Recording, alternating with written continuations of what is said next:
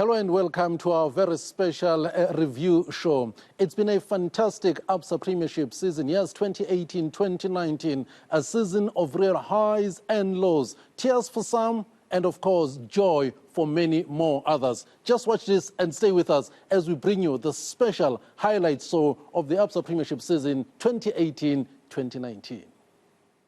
Nothing is for free. 2 games, 2 wins, so very happy with that. Somebody must educate me. I need to know this law.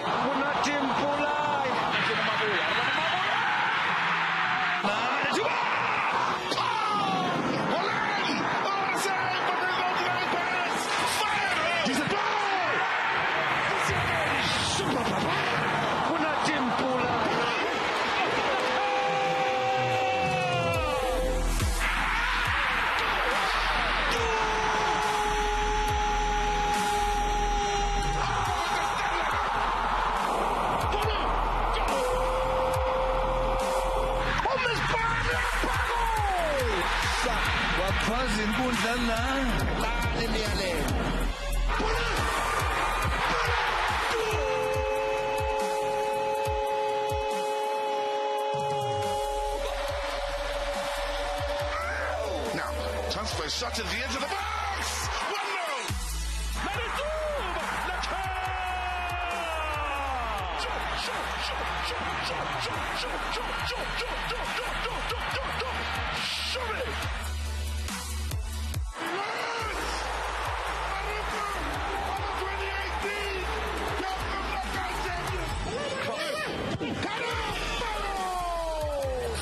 When things are not going for you, such decisions go against you.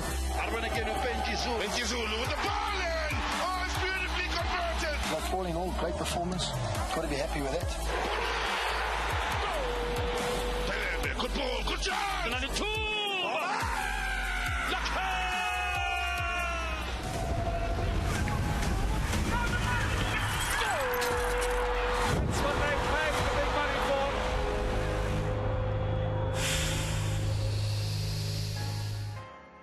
It's a warm welcome from me, Phumlani Msibi. We're going to be bringing in some fantastic guests, those that have worked day in and day out in this great game of football right here on your World of Champions. Well, to begin, of course, we're going to start with Mark Gleason. I call him the commentator's commentator. Yes, I call him the voice and the coolest cat in town here, William the Cool Cat Show. Mark, even as I welcome you, let me start with you. I said in my opening, it's been a great season of tears for some, many really, and lots of joy for lots of other teams. Good evening and welcome, Mark. Thanks very much. And I think you can add the word tension in there as well. I think that was perhaps the nicest thing from a neutral's point of view, from an observer's point of view, was the high tension right to the end. The championship being decided, as has been the past, as has happened in the past. We've had the championship decided on the last day. That's not a novelty to us. But 5 teams battling to avoid the drop on the last day, that was pretty sensational. So I think there's been great value for money for the punters, for the supporters, and I think for us who love the game and who follow it on a daily basis, plenty of drama, highs and lows, twists and turns, just the way we like it. Yeah, well, that was not just the case, because only in the title contenders and relegation, even places, Cool Cat, for the top 8 finish that went down to the wire. Cool Cat, welcome. Thank you very much, Msibi. The maybe first word that I would use is that this game will kill you. I'm talking real dead. This, for me, was just what this season was all about. We talk about hearts being broken in the true sense of the word. And that's what it was like. And you know what, there are teams that you don't expect at all to be outside of the top 8. And there are teams that generally, if they make it into the top 8, obviously it's a wow type of an occasion. And this is what we saw this time. I mean, Kai's Chiefs right on the death on the last day of the season. And but we came across teams that we didn't expect to be in the top 8. Like the Highlands Park, really grinding it. Celtic as well, right at the dead. I mean, a team that went through hell and back in as far as the season was concerned, and there they found themselves. This was fantastic, Phumlani. Okay. I mean, Colquitt has already mentioned teams that made it to the top 8 that were not expected perhaps to be them. Well, Mark, let's talk about the newcomers then in the season that's just ended. I really want to look at Black Leopards. Yes, we'll touch on Highlands Park, but let's talk about Black Leopards then coming back into the league and at the end of it all surviving with that great support in Thohoyandou as well. And I think that was the big factor, you know, the fact that it is one of the few fortresses. A lot of clubs like to talk about the fact that their home ground is a fortress, or they'd like their home ground to be a fortress, but I think very few achieve that intimidatory factor that Leopards bring.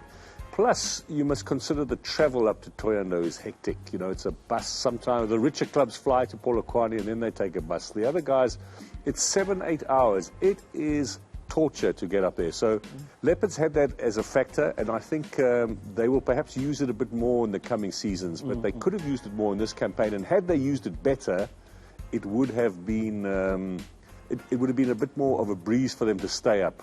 They did, however, begin the season not playing a couple of games in Thohoyandou. I think that unsettled them a little bit. Yes, there was the case against the chairman, David Tidiela, which I think unsettled things a little bit further. There was obviously the coaching change just before Christmas with Dylan Kerr came in. So, you know, there were several factors for a new side that ideally you don't want to have happen. But at the end of the day, I suppose they're sitting back now in their lounging chairs, enjoying the off-season, thinking, we're playing in the PSL again next season. Oh, yes. Include that, include the heat, include the fact that then they had players who were on pre-contract with certain teams. They then decided not to use those players. Which I think for me was maybe a situation that I'm sure teams can grow out of, whereby you don't necessarily have to punish a player that has signed a pre-contract with somebody else. But if that player is quality, you can still try and draw as much as you can from the player to see if it can help you achieve certain things, like obviously points along the way, or maybe even have a good run into the cup. But if you have players as key as that and not being able to be included because now they have signed a pre-contract, that basically is like shooting yourself on the foot in a way. But, well, I'm not a chairman of any team. I don't know what it feels like to be betrayed in that form. I want to talk Highlands Park. I really want to talk Highlands Park. Makulong, again, coming back into the Absa Premiership, even then finding comfortably, at the end of it all, a place in the top 8. Yeah, fantastic. I think this story, besides Polokwane City, that has been the least heralded this season across the media board in particular, the achievement of Polokwane City finishing 5th, and the achievement of Highlands Park making the top 8. Two wonderful stories. And Highlands, I think they made it pretty clear from the beginning their ambition was to stay up. Yes. Owen Dagama sang the same song over and over again. I was never all that convinced that he was that convinced himself about it, whether he had better ambitions, but of course he was clever in not putting his foot out to be shot. And so they just quietly got about their business. I think Makulong, you mentioned it in your question, vital asset for them, and how well they've turned that into possibly one of the tougher venues for away teams to go to. Even though it's close to the airport, you can escape early. And they played good old-fashioned, hard nut football. I thought they were exciting. I thought they were fit. I thought they buzzed around the park. The goals that came through the midfield in particular, the goals from the set pieces. Mvala at one stage was the leading goal scorer. And they just grew in confidence. And kudos to the whole setup there, because it's a lean, trim machine, that Highlands Park, and I think they've got something they can lift now. I love the fact that Listen speaks about the team at Highlands Park. When you think about the head coach, Owen Dagama, you talk about Alan Fries, Lele Brookstone, you also talk about Sinkim Nisim, and everyone else. I mean, Owen Dagama was very quick in one of the post-match interviews with me to pay compliment to the backroom staff, the guys that analyze the games, that see all of these things and make sure that the team as a whole comes out tops. What we saw, obviously, towards the end of the season, in fact, right at the end of the season, with Peter Musmane bring on board just about everybody that played a part in the success of Mamelodi Sundowns. I mean, Owen Dagama did it way early, which was really important to an extent that even when you visit their games, which for me personally is what I appreciated, that I was given the privilege to say, anytime you want to come into this dressing room, you're more than welcome. No, but you never did. I did. No. I appreciate that. But, yeah. but obviously, that is when I got to basically be introduced to all the individuals that matters. And in as far as what has helped this team to eventually end up where they ended. I know we're running out of time, but I want to touch on Amazulu. You know, dogged 6 points. I mean, for them to finish, Mark, where they ended up finishing, although they had that situation. I mean, you talk about some things that can destabilize the team. Those were 6 big points. Yeah, I think at the end of the day, when you analyze it, it's a little bit of this, you know. We got lucky here. It was a bad administrative error. It was arrogance on the part of Amazulu, the ones who made the decisions. You do not defy an order from FIFA. I'm sorry, I don't care who you are, what side of the law you think you are, how strong your argument is. FIFA is the ultimate authority in the game, and they will hit you hard, which they did. And I think Amazulu got a real shock. They were a little bit numbed for a while, and then they set about their business. You know, they weren't the best of travellers this season. I think there's a few additions they could make to their squad, but they're a solid football team that not many people have it easy with. There were 1 or 2 games where it kind of got away from them this season. But otherwise, to have that hanging over your head and to survive comfortably, they did it before the last day as well. I think is kudos particularly to Kevin Johnson, who's a really smart, astute coach. Did you ever imagine, though, Kulkat, that they will finish in the league? Because a lot of people, when they were dogged 6 points, they said strong relegation contenders. Well, I'll give you the challenge to go back into some of our extra time shows that I was able to do right immediately after that happened. I saw one game that they played. I'm not sure who it was up against, maybe Mamelodi Sundowns. And I saw the character. I saw what Kevin Johnson had done. Obviously, it helped his players to not focus on what happens in the boardroom and to focus on what's happening in the field of play. And of course, one of the things that they decided that they were going to do was to make the Prince Magogo Stadium their fortress. In the true sense of the word, in that it became very difficult for teams to come and take points from that stadium, which for me, I think was very, very key for the coach to help the team to focus. I was not surprised. Personally, I wasn't surprised. And I would have been very embarrassed had it gone the other way. Oh, yeah, and of course, playing at Umlazi, the Kings Oliti, the Saddam fans came out in numbers to support them. But you talk about teams that were setting the pace at the start of the season. Bloemfontein Celtic then, I mean, with the then coach, Steve Compella, the football that they were playing, and all of a sudden they were there. I mean, we'll talk about who won Coach of the Month at that time and Player of the Month at that particular time. But Bloemfontein Celtic, Mark. Yes, I must be honest with you, true confession time. When you at the beginning of the season, with the money problems were already out there, we knew that there was trouble. There was a bit of a surprise that Compella took the job, and I thought this side is going straight down. And of course, what do? They go to the top of the table, and they were at the top of the table for a fair amount of time. And of course, it's not the first time in the last 5-10 years that Celtic have been at the top of the table in mid-season, and we do see traditionally teams like Celtic do fade a little bit. You know, the resources are not strong enough, the squad's not big enough, suspensions, injuries, etc. begin to take a toll, and they fade away. But what a great first half of the season they had, and how they defied the odds. You know, I mean, one would think that with all of that nonsense happening off field, the players not being played, just the general uncertainty, that people would be hanging their heads and they wouldn't be as motivated. So I think at the end of the day, you know, to be honest, Steve Compella will be the first to admit that his record still has to show a trophy victory.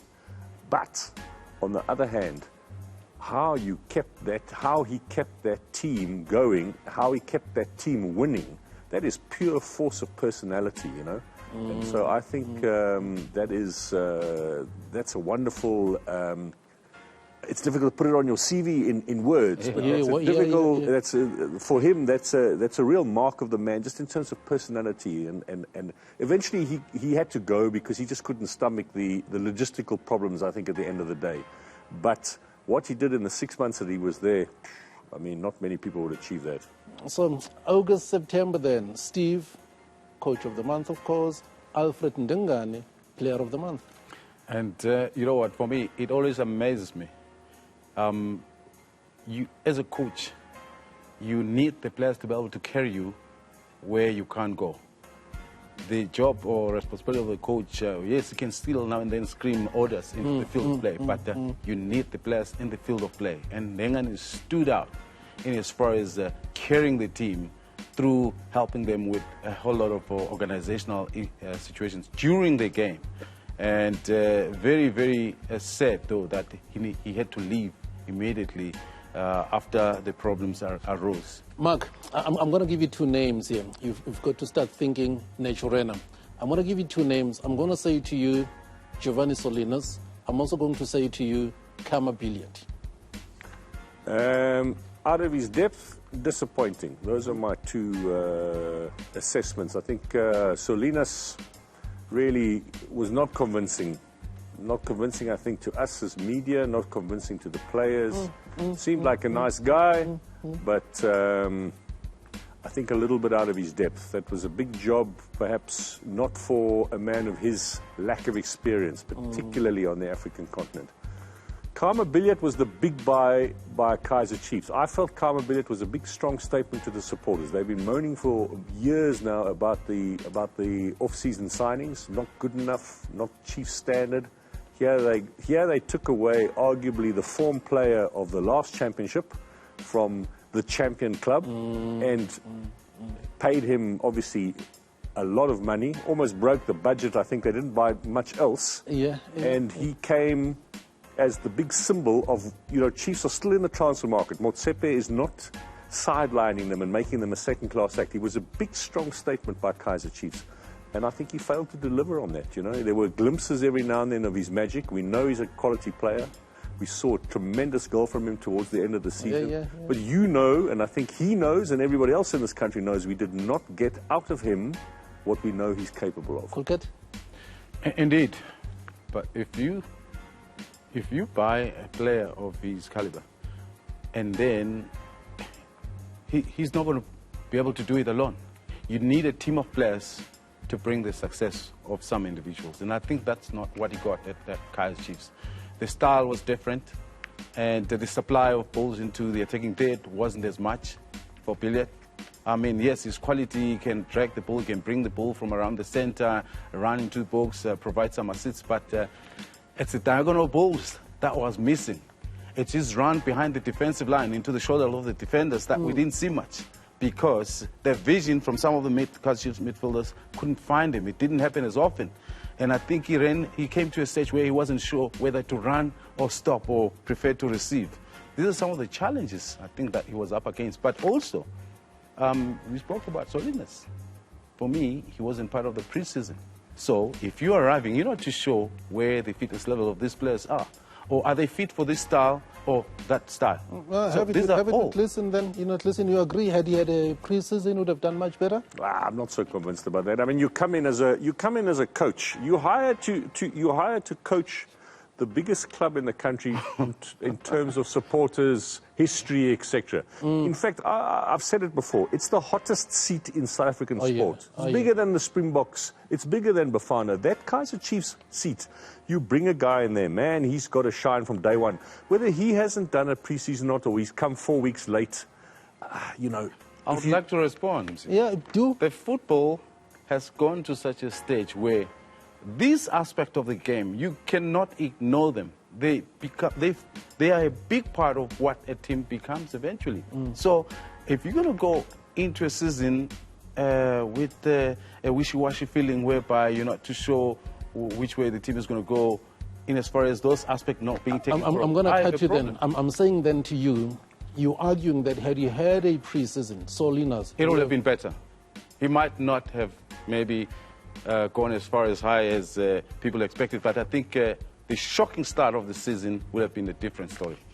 I'm going to move straight then to eThekwini, Amazulu. And Mark Lesson mentioned it nicely to say really kudos to Kevin Johnson at the time when they were having so many problems. But they also had a man there in Emiliano Tari to get the goals, Mark. Great signing, and they obviously made some good money out of him after just 6 months. It's you like that kind of business. I think if you're a club, he's he's an awkward-looking player, but great work rate, and how well he fitted in. And obviously, what clubs have been looking for in this country, and they're looking for it year after year after year, is a guy who can finish, put the ball in the back of the net. And they seem to be rarer and rarer these days. So he got off to a great start, and that was obviously. We saw that in the fact that Mamelodi Sundowns snapped him up in the January transfer window. But a welcome addition to our league, and also brings a little bit of Latin flavour. And he comes from New Zealand. He's a citizen of the world. He's got some good experience. I think these kind of players we enjoy watching in our league. He was one of the best, surely, William. A little bit of surprise, because as much as he brought quite some impressive stats in as far as his achievement, where he played club football in New Zealand, but weren't too sure exactly would he be able to fit into the South African style, and he was a perfect fit. What are your thoughts on Kevin Johnson? Fantastic. Honestly, for me, every time I get to I like to take the opportunity to interact with the coach and just find out, to pick their brains every now and then. And he was always very open and willing to share some of the maybe not so obvious facts about the game, which obviously shows the man that he is. And if you look at Tade's stats, actually, Johnson brought him on slowly. He didn't start the season. He had he had a bit of time on the bench, bit of time coming on, getting a bit of a feel of what William refers to as the pace of the game as well in South Africa. It's very different to what he would have been used to. And that was also clever coaching. Don't throw the guy in there. Bring him on slowly. Let him adapt. And once he adapted, boom, he was away. You're watching your World of Champions. It's our very special review show, in fact, of the Absa Premiership season that is just ended. Well, Kulket wanted a pre-season. I'll say then that this first segment was his pre-season. I'll release him now. We're going to take a short break. Stay with your World of Champions.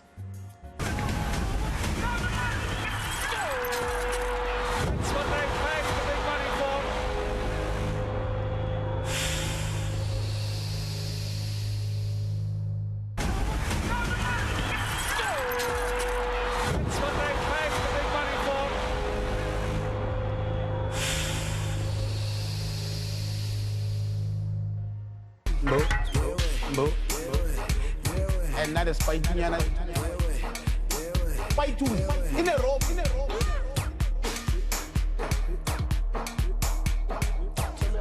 Ik kom die kant, ik vat op die kant.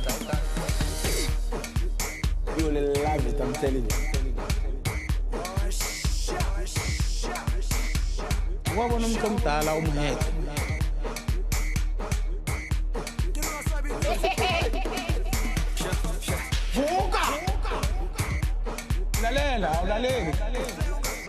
Easy for him, you see. Bo.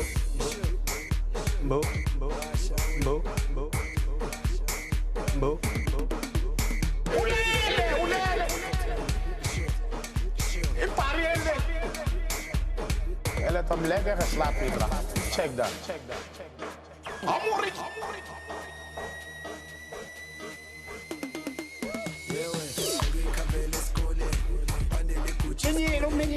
The bonus is voting. In the box, under pressure.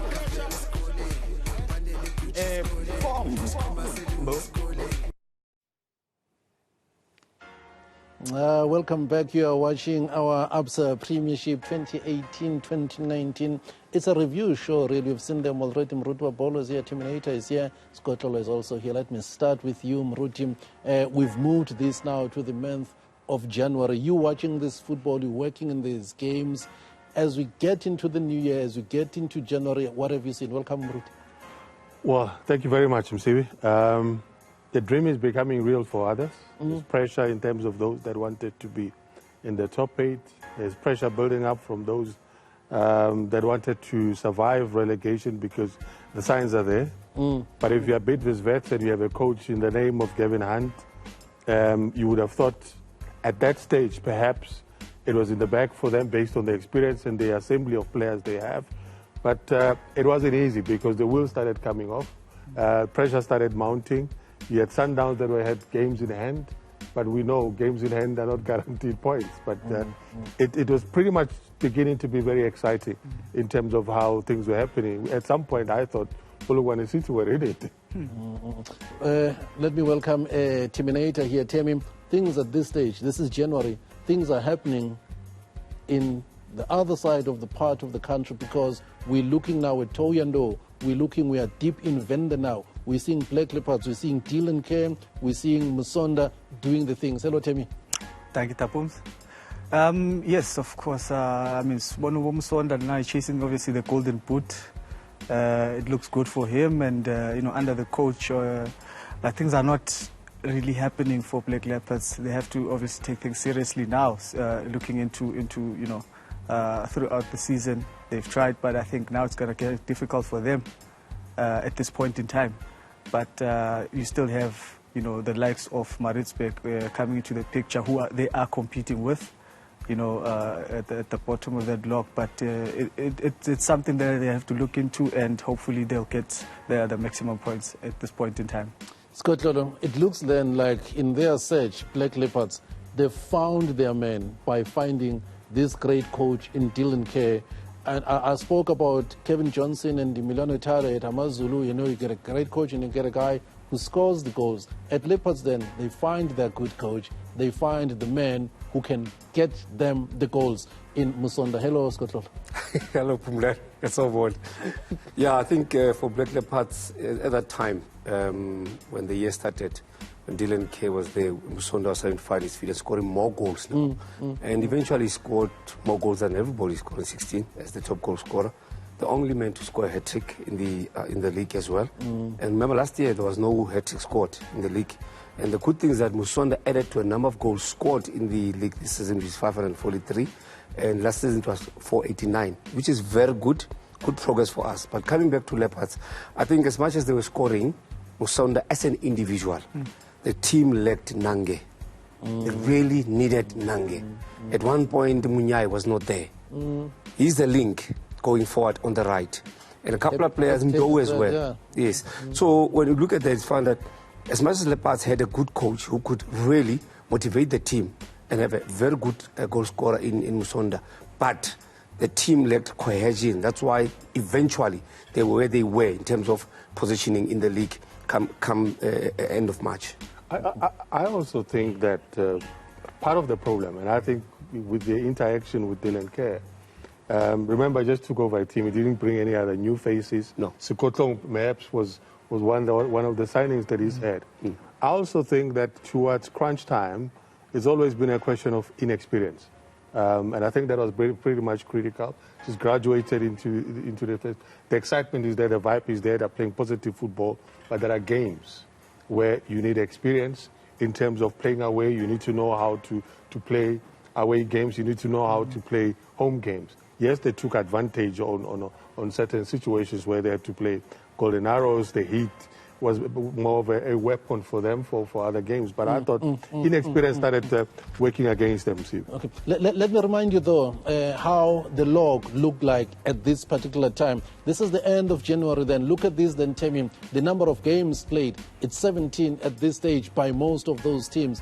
It is Bidvest who are sitting top, only 2 points ahead of Orlando Pirates, but look at the games they've played. They've played 17, 10 wins, 3 draws, just the 4 losses. They're sitting on 33 points. You see this now. This is the end of January. Yeah, Tapums, and when you look at the games they've played, I mean, you passed that halfway point, of the season, and I think now the reality kicks in, much. The momentum, there's no excuse at this point in time, and teams now are starting to obviously desperate for points. I mean, the likes of Abo Bidvest leading the pack. Who would have thought SuperSport now? Everyone is basically now rearing for that, either the top 8 position or trying to obviously get to the top of the log. But I think for me, this is crunch time. One would say, Dikgang, this is a time whereby if you're at the top, you consolidate. Yes. You know, it's the second part of the log, and games are coming thick and fast. You're going to play 3-4 games in like 6-7 days, and consolidation is very, very important. But I think for a team like Bidvest, something went horribly wrong there. But they still were in it, even towards the end. Somewhere they lost it, but they came back. Looking at the bottom, you find that Maritzburg, I for one never lost hope in Maritzburg that they would be relegated straight away because of the nature of football that they play. And when they're playing at home, that's where they're most dangerous. And the will as well from them. As we play in movers and shakers, in that lock that we're talking about, you have Phumlani City. You had Bloemfontein Celtics, which I thought the wheels could have come off when Steve Compella, had at some point closed the floor. But they soldiered on. And then you look at, when you have your Phumlani City, look at SuperSport, where they were last season, the struggles that they've had. But they've had to bounce back. And they stayed within that top 8. Yes, Celtics at some point went out and come back, but I think the movers and shakers for me was Phumlani City, the consistency that they displayed, but also the turnaround with Caetano Tembo coaching SuperSport. For me, that was another thing that you started seeing coming through from them. Having to play Mamelodi Sundowns at some point and having to beat Sundowns, it's been a hoodoo side for them. You mentioned Mamelodi Sundowns. I love it because then for the month of February, you see Coach Pitso Msimane of Mamelodi Sundowns is the Absa Premiership Coach of the Month. But guess who the Player of the Month is then when we are deep into February now, Temi, because it's Tembinko Siloj. Now you're getting now from one football club, it's Tembinko Siloj because Pirates are making the inroads. And this is the time, Tapuz, where Pirates were now, everyone was thinking, Nabo Bayeza, they're picking up that momentum, that confidence is coming. About Lodge Nabo, that's when we started seeing that, this might be the player of the season, Tembinko Siloj. But then again, Sundowns was doing well, but I don't think Sundowns played as good as they did the past season and the season before. For me, if you can check Nama goals about Korile, the losses that they've had, it's not enough compared to the season, I think, 2018-17, where they scored 60 goals. It wasn't the best season for Sundowns, but for Lodge and obviously Sundowns, who knew? Well, having said that, I still believe that probably Sundowns saved the best for last, because the last 6 games, they played very well, and then not even losing a point there. For me, it was like they knew what was going to happen at Orlando, and they had to take advantage of the situation. So for me, it was a case of, do we finish early and relax, still playing in the CAF competition, or do we play now and then wait? Game management. Like Brian said, game management, yes. Like Brian said, points in the bag are points won, but games to be played are not points won. And of course, now Pitso Msimane, as you can see, is Coach of the Month at the time. He certainly is Coach of the Month.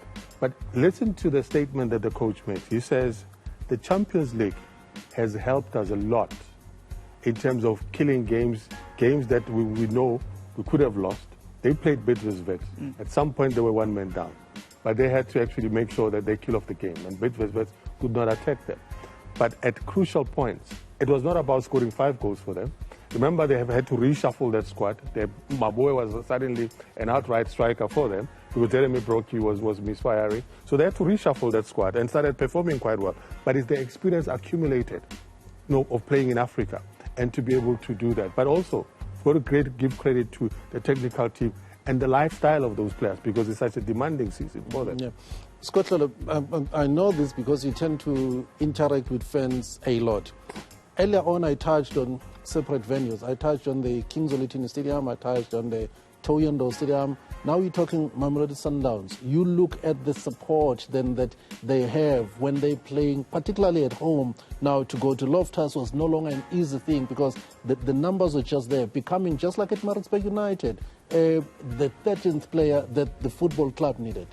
I think one should say Mamelodi Sundowns supporters have really raised their hands in terms of supporting the team. From when they won the Champions League in 2016, you could see that this team is going places in terms of fan base, and it has grown. Now when you go to Loftus, it's a fortress. So anyone can enter there and leave without a scar. You go there, you know something's going to happen to you. However, having said that, I still believe that Toyando is the place.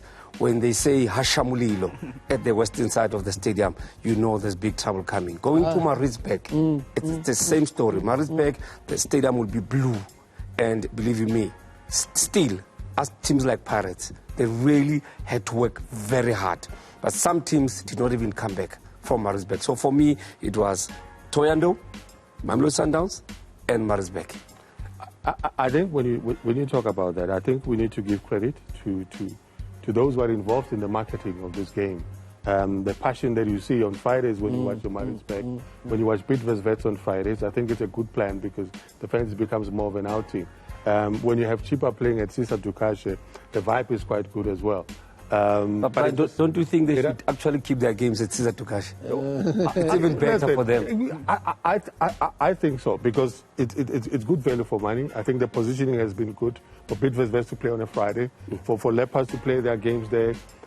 It worked out quite well. So the brand, in terms of the passion and the fans that want to come there, you always, whether you're from Joburg or the Sundowns fans will get into the bus because they want to experience that high shamboli that you're talking about. It was an absolutely terrific thing, Tammy, because even at the Orlando Stadium, then you started to see a culture developing of this particular kind of supporter. Now we're going to stay, after the game, whether our team wins or loses. They were doing it even with Skamaminza scored. Yes, and I think Sundowns did a good job. The supporters of Sundowns by leading, ka example, and for me, it's if a team wins, starts winning games, and the momentum, the hype, everyone wants to be associated with winners, and I think that's what Pirates supporters picked up, and it was a while before they could get to that point. And for me, they played a good brand of football, the Pirates. Lately, I've enjoyed watching them play. The attack, Abo Lodge, the players they bought.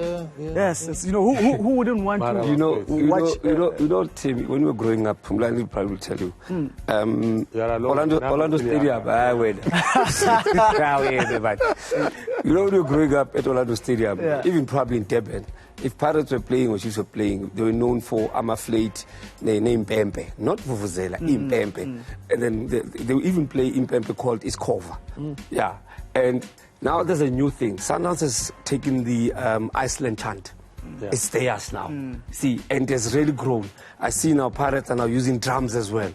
Bidvest Vets have got a band, like a serious band playing there. But other teams still believe in singing, like Leopards, they still sing. Maritzburg, they still sing as well.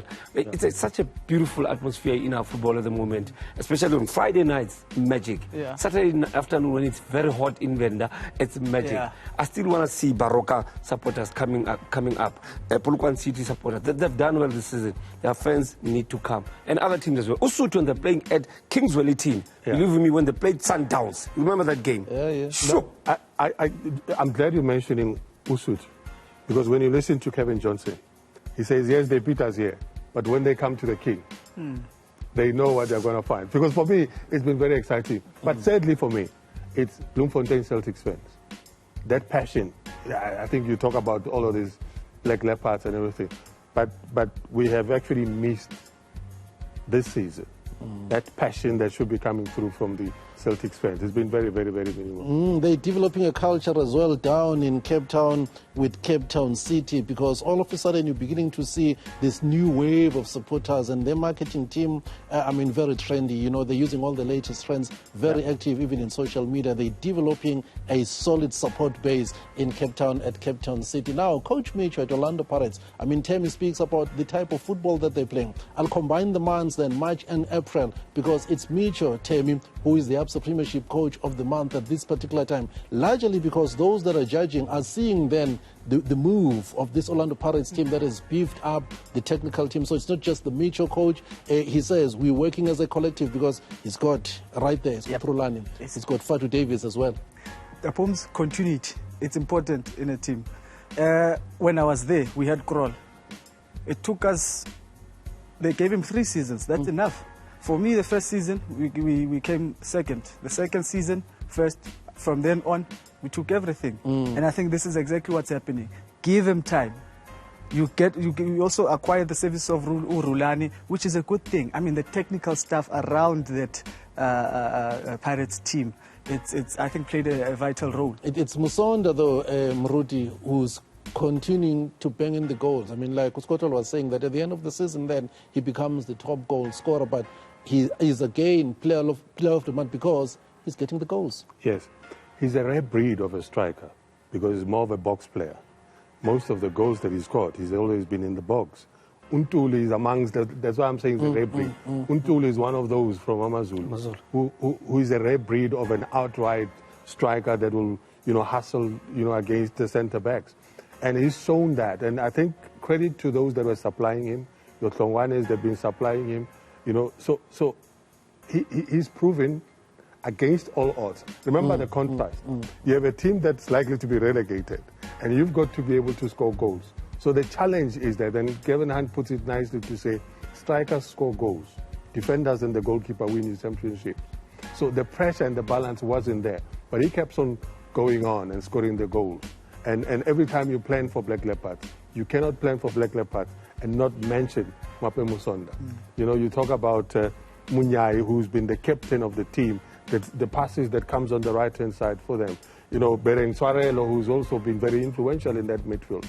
But for him to constantly get in that box and score goals against all odds, for me, it just shows the appetite that he's proven, the classic player that he's always been. Now that we've touched on the coaches here, Scotland, I really want to bring in another element. You were talking about, you know, myself, you and Brian can relate to things that happened in the past. Here now we witness this football. I've mentioned the three, you know, at Orlando Pirates coaches.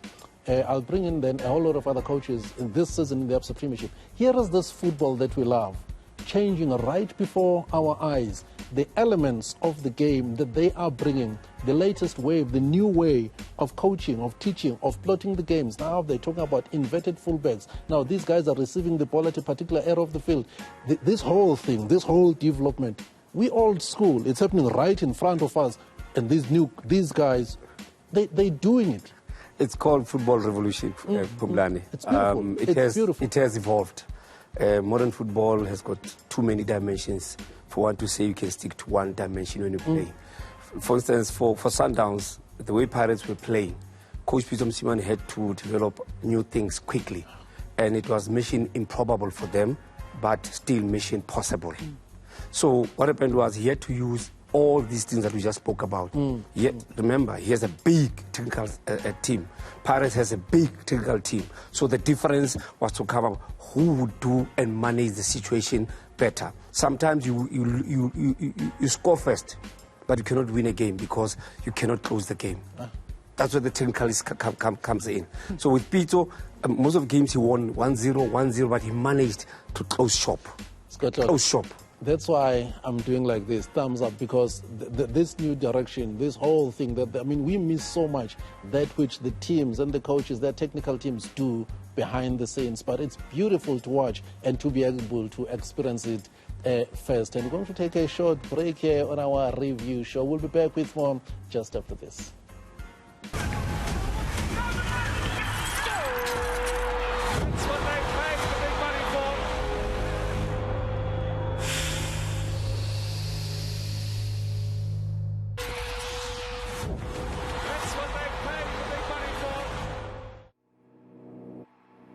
We want to win this game, this derby for our supporters. So, apologize, but we continue fighting. Is that a penalty? Ref says yes. Here he goes against Kune. Makes the save. Bamrajan working himself is number one. Let do! Straight away. Back in the game, and it's from a simple corner set piece. Alogi Duba. Simply done. Sean Malanga, Sean. Orlando Pirates, the best is yet to come. Sundowns, Lilitano, Marshara Barrechara Galfour. Ferino!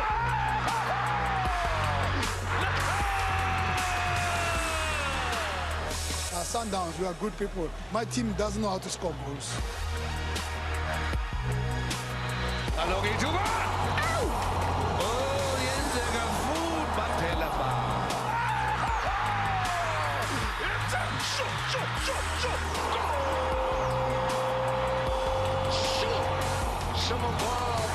I think slowly we're starting to creep away and we're starting to be where we should belong. That's what they paid the big money for.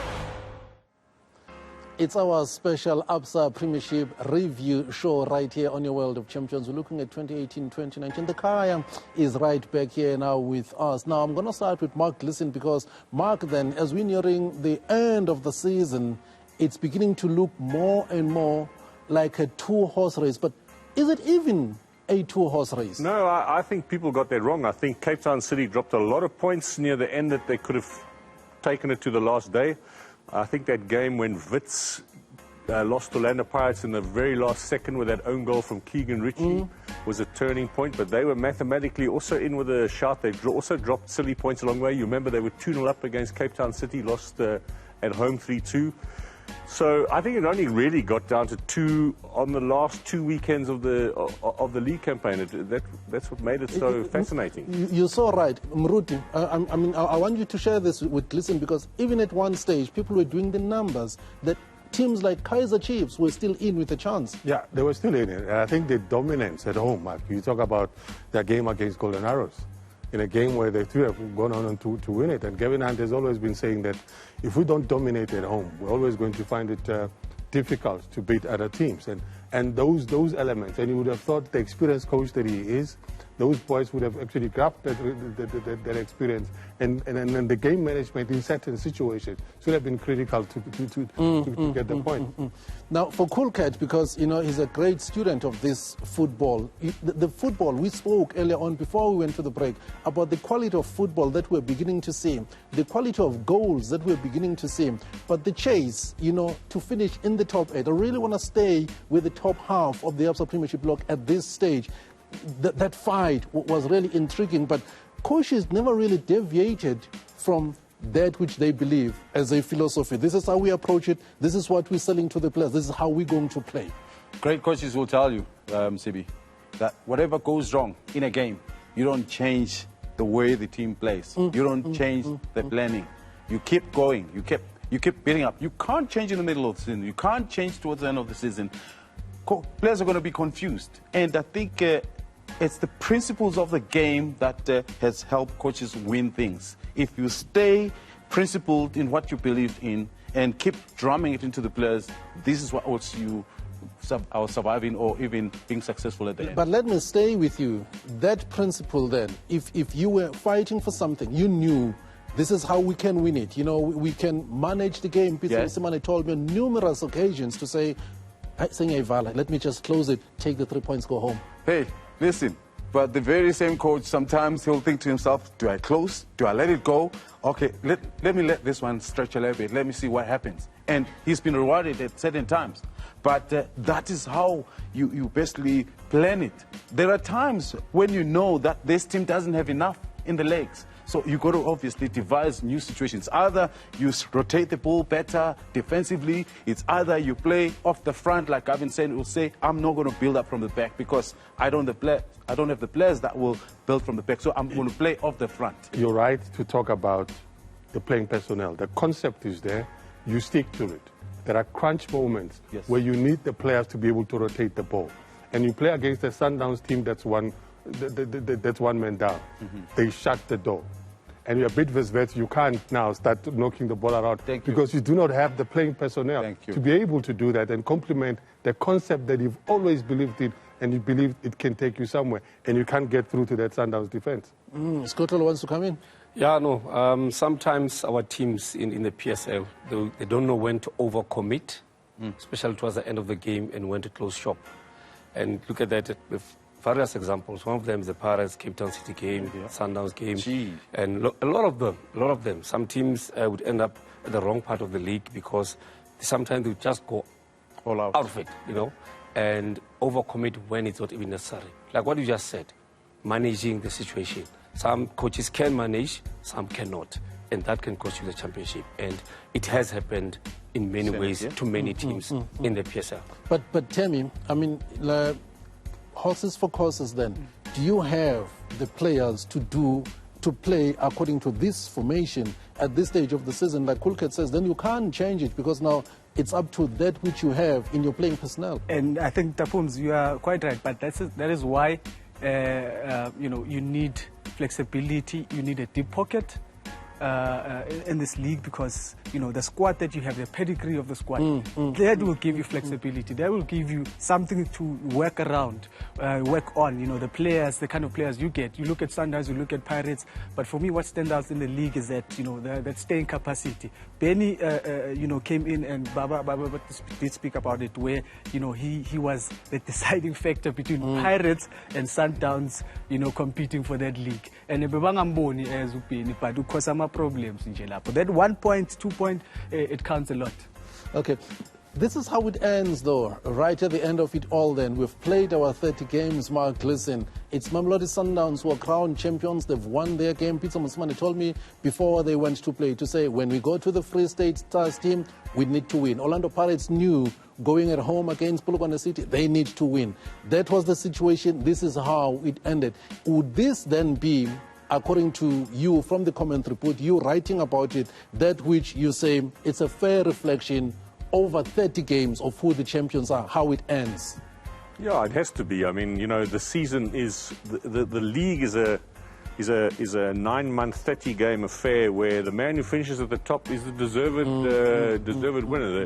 The points gap wasn't all that great, but you had the feeling that Sundowns always had it in their hands, and as long as they kept going and doing their thing, they were going to take it. It wasn't as if they were going to be knocked off their perch, and I think they managed it very well. It's not their greatest season ever if you compare the points to previous years, the goals to previous years, but I think it's one of their great championship victories because, they had to combine this with the Champions League, with the African adventures, and they used basically the same players week in, week out, twice a week. I mean, that's a magnificent team that just kept going. You were waiting for them to collapse, and they just kept going. They've shown also the depth, and you're right to say that it's not their best season in terms of performance, but Coach Pizzo kept on saying, I'm trying to reinvent this team. The Kama Billiard, Castro combination, Kick and Dolly is no longer there. That is why you have Mavua, who was leading that front line. At some point, they brought in Emiliano Tado, who comes in to add into their style. There are two number 9s, number 10s at some point that they were using. The combinations were there, but there's critical moments where you needed to have the goalkeeper. And I think your Kennedy Mwini, your Dennis Onyango came through for them in crucial moments. Nascimento as well came in from them. The experience counted in those situations. And they scored the most important. It's not about scoring avalanche of goals. Just one goal is okay. Shut down the window and then let's go. Come in, William. Yeah, for me, obviously, we've spoken quite at length about the striking force of Mamelodi Sundowns, but we forget that there was a build-up. And before the build-up, in and around the middle part of the field, you had the defensive two, or even the fullbacks, which Langerman every now and then was featuring, bombing forward with every opportunity that he got. For me, it was incredible. Then you had Ungonga and you had Umorena, who were interchanging. Every time these two players were robbed in, they did their part. But the wise thing that Pizzo did, he played, particularly Ungonga and Umorena, according to the opposition that he was going to be up against. That is when he decided how to beat them. But here's the other thing, the build-up from the two central defenders. Not quick, but how they read the game. This guy, no, Scott, you have to tell me about this one in Wayne Orense and Nascimento. Oh, man. People were saying, they're slow. Yes. And then they're slow, and you can beat them still. I think some of the best teams in the world that have won the World Cup, European Cups, they've had some of the slowest liberos, I can mention a number of them. But I want to say that Nascimento showed that he's experienced. He comes from a country of football, artistry from that man in terms of how he plays football with that calmness. It doesn't matter the pressure. Also, remember, he contributed with penalties as well. He never missed one. He scored all of those. He converted all of those. And another thing, Pizzo kept the 4-4-2 thing throughout. Doesn't matter who he played. Always 4-4-2. Whether Mabue would go forward alone and then Arthur would stay behind, but always Zwane and Mabue would always be at the front. At one point, he changed Morena from being a natural fullback. He was now a number 8. Top striker. He changed everything, and then confusing the opposition. Alain showed that he played a long time in Belgium. He brought his experience, and you could see he was complementing Morena very well in that. On the left, you still had Langeman, same story. And you ask yourself, who's not performing at Sundowns? None. All of them are. And look, the script was written in Cloud Cop. It was read in Cloud Cop. It was finished the clock. Yeah, they had an added advantage as well right towards the end of the season when Spusiso Vilakazi came back from that long-term injury and he made a huge contribution. Let's look at the bottom half of the log then, Temi. This is it then. You know there's the National First Division playoffs. They're still continuing, but then Free State Stars, that last game, that defeat, then meant that it's automatic relegation for them. Baroka drawing with Maritzburg United and then Leopards winning by a 1-0 against Cape Town City. All of a sudden, the story is told, it's all set. Amazulu got beat by Bloemfontein, Celtic, Arrows lost to Vets and Kaizer Chiefs, then managed to go away and lose to Chippa United by a 0-0. They don't make top 8. It's always been difficult, especially for Timefana and Free State Stars. They were always going down. You know, we look at the average age earlier team, Tapoons. I mean, you know, some things you have to look at. 29. 37. That's the oldest. No, is 37. Okay. 37. Yeah. So for me, I've always picked up some of the players they have. You know, I mean, Angali, Abu.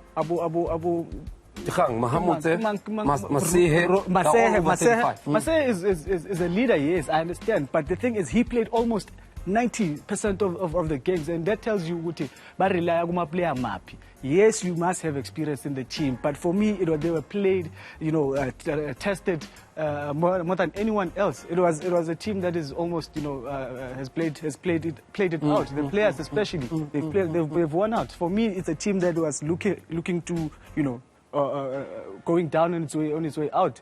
And I think this is some of the players they needed to change. They needed to revamp their team. Let me get your view, Mark.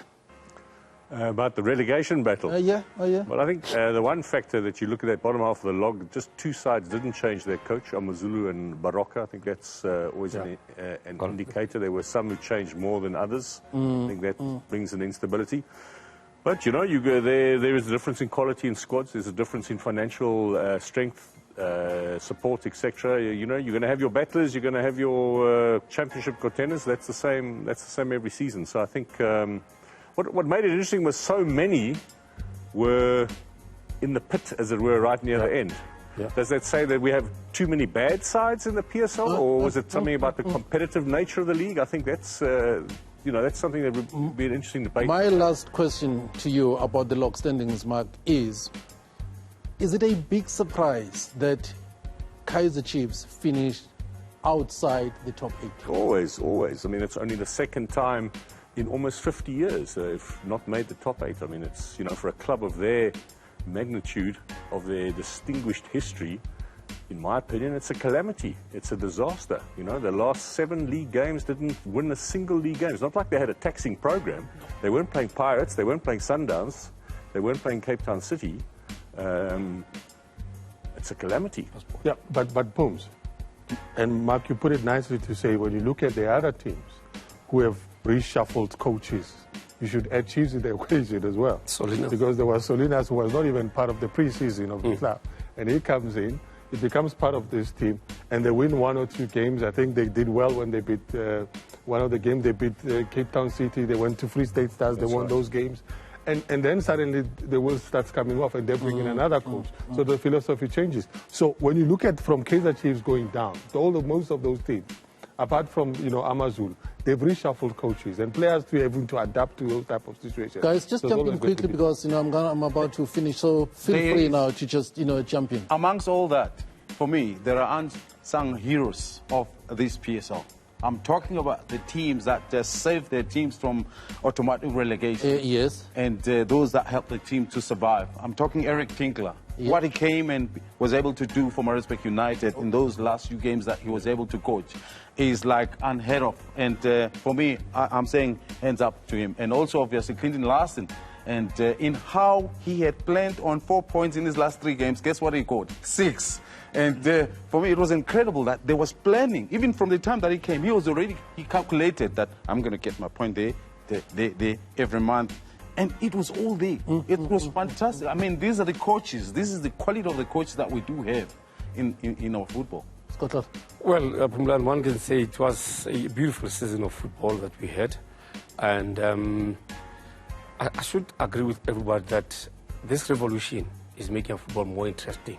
And I hope and believe that PSL owners, club owners, will realize that sometimes keeping a coach for some time helps the team to grow and understand the philosophy of the coach. It's not like He comes and he goes very quickly, and then another coach comes in. We think that there'll be stability. Always there'll be instability in the team. And another thing that I want to talk about is the fans. They're very close to my heart. If they can continue supporting their teams like they did this season, and other teams grow as well and support their teams even more, our football will change even to the better. And the teams must now start marketing their brands even bigger. Lastly, to the clubs, it's important that you keep your fans and us as media informed of what is happening in your clubs, not just a few clubs. It's very critical that fans know what is happening. When we tell them things when you're commentating, they need to know what's happening within the club. But if you don't feed them information on your website, then it becomes a problem for them. They rely solely on us to give them that, and we are happy to do that. We never mind that. However, it's for them to grow their brand by making sure that they also play their part.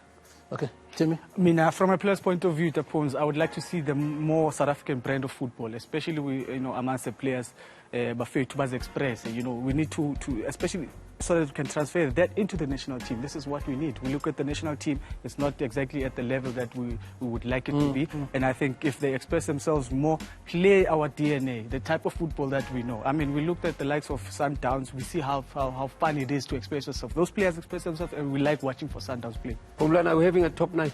I'm not going to go there, but here I'm going to go. The Premier Soccer League Awards then, big evening, winners everywhere in different categories. I know the debate rages on up to this day. I've got my own views on what should have happened, but there it is then. The Footballer of the Season, Tembinko's Lodge, the Absa Premiership Player of the Season, Tembinko's Lodge, and then the coach, Pitso Musiman in the Absa Premiership. The young player in the Absa Premiership Award went to Teboho Mokoena.